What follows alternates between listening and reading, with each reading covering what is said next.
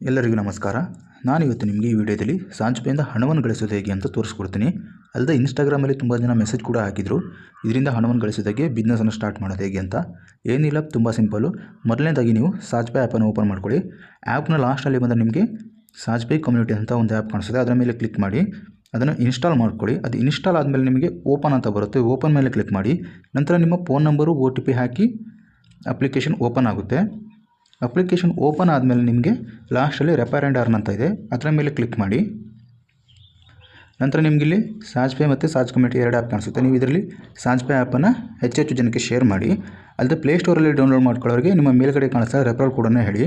ನಂತರ ಅವರು ಇದರಲ್ಲಿ ಸರ್ವಿಸ್ಗಳನ್ನು ಯೂಸ್ ಮಾಡ್ತಾ ಹೋದಾಗ ನಿಮಗೆ ಕಮಿಷನ್ ಸಿಗ್ತಾ ಹೋಗುತ್ತೆ. ಅದು ನಿಮಗಿಲ್ಲಿ ಟ್ರಾನ್ಸಾಕ್ಷನಲ್ಲಿ ತೋರಿಸುತ್ತೆ ನಿಮಗೆ ಎಷ್ಟು ಕಮಿಷನ್ ಬಂತು ಅಂತ. ನಂತರ ನೀವು ನೆಟ್ವರ್ಕ್ ಮೇಲೆ ಕ್ಲಿಕ್ ಮಾಡಿದ್ರೆ ಅದರಲ್ಲಿ ನಿಮ್ಮ ಟೀಮ್ ತೋರಿಸುತ್ತೆ.